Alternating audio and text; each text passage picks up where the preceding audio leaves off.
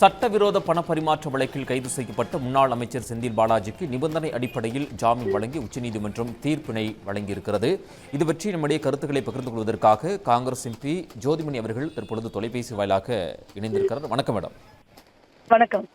முன்னாள் அமைச்சர் செந்தில் பாலாஜிக்கு தற்பொழுது நிபந்தனை அடிப்படையில் உச்சநீதிமன்றம் ஜாமீன் வழங்கியிருக்கிறது. உங்களுடைய முதற்கட்ட பார்வை? செந்தில் பாலாஜி அவர்களுக்கு உச்சநீதிமன்றம் ஜாமீன் கொடுத்திருப்பது ஒரு மிகுந்த மகிழ்ச்சி.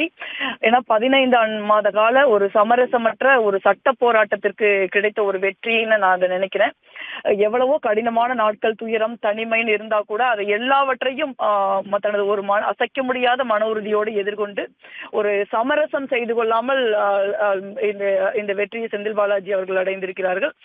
அவருக்கு என்னுடைய வாழ்த்துக்களையும் அன்பையும் தெரிவித்துக் கொள்கிறேன். அதே போல இந்தியா கூட்டணியின் தலைவர்கள் தொடர்ந்து அமலாக்கத்துறையால் அநீதியாக கைது செய்யப்பட்டு அவர்களுக்கு ஒரு சட்டப்பூர்வமாக இருக்கிற ஒரு அடிப்படை உரிமைகள் கூட தொடர்ந்து மறுக்கப்பட்டு வந்த இந்த சூழ்நிலையில ஒரு இந்தியா கூட்டணி கட்சியை சேர்ந்த தலைவர்கள் கூட சமரசம் செய்து கொள்ளாமல் தொடர்ந்து சட்ட போராட்டத்தை நடத்தி அதில் வெற்றி பெற்று வெளியே வந்திருக்கிறார்கள் என்பதில் மகிழ்ச்சி.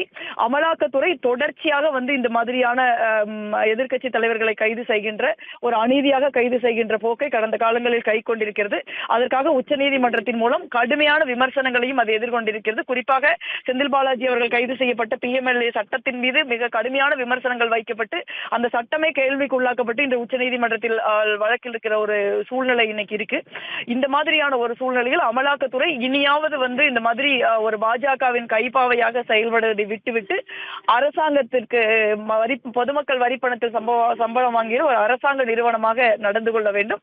அதிகாரம் இருந்தால் அந்த அதிகாரத்திற்கு எல்லாரும் பணிந்து விடுவார்கள் என்கிற பாஜகவின் ஒரு போக்கிற்கு இந்தியா கூட்டணி ஒரு மரண அடி கொடுத்திருக்கிறது.